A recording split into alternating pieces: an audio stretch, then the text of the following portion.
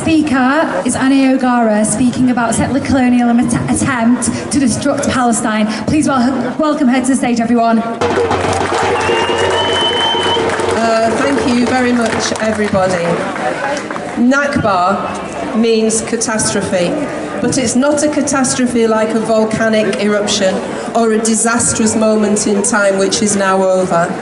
The Nakba was, and it still is, a Zionist political program to take control of Palestinian land, removing the Palestinians from it and substituting them with another people.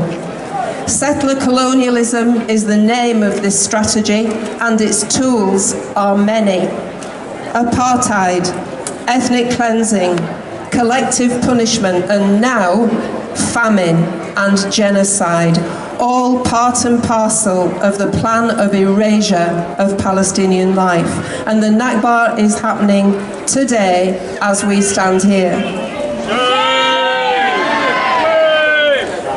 Some pictures that we're seeing in Gaza and the West Bank are so much like the archive images from 1948. People with lorries loading all their possessions onto them.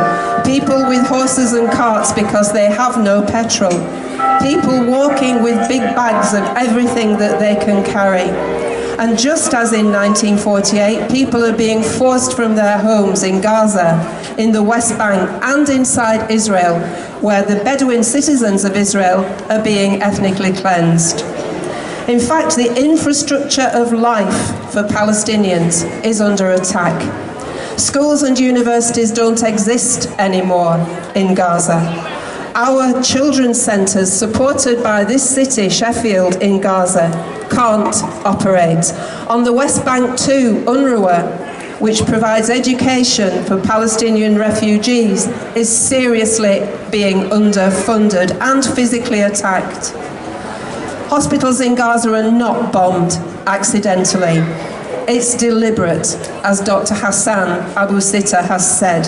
And an environmental Nakba is taking place across Palestine, where water apartheid applies. Ample supplies for the illegal settlers, scarcity for Palestinians. Forests of non-native trees give off greenhouse gases, and Israel plans to add to climate change by exploiting fossil fuels under Palestinian land. But it did not have to be like this. I remember reading that in 1947, before the State of Israel was attacked, the Zionist militias went into a town, a Palestinian town called Hisas, and killed 15 Palestinians. That hit the headlines in the New York Times. The Zionist leader of the day was David Ben-Gurion, and he actually apologized. And then he waited.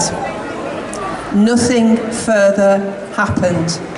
So the attacks on the villagers went on, and by the end of 1949, 531 villages had been ethnically cleansed and destroyed. Scroll forward now to October last year. Israel attacked the first Gazan hospital, Al-Ahli Hospital. They blamed Palestinians, a stray Palestinian rocket, they said. Nothing happened. No rebukes from the West. So the bombing of the hospitals carried on. It's obvious that Israel acts with impunity largely because the West arms and permits it to do so. And part of our job is to stand up and try to change that.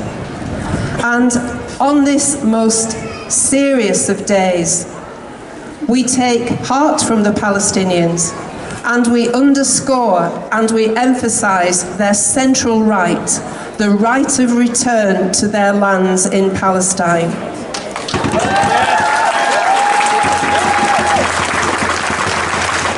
I'll end with something really uplifting and positive. In Gaza this week, the Sheffield Emergency Fund started to provide joyful activities for children. We've got little films of crowds of children gathering round men dressed as clowns who are giving them balloons. They're laughing. It's wonderful. They're laughing. So we're seeing hope and resistance among the ruination that Israel creates. And as long as Palestinians can inspire us with their resilience, their hope, their resistance, we can carry on. We must carry on. Thank you.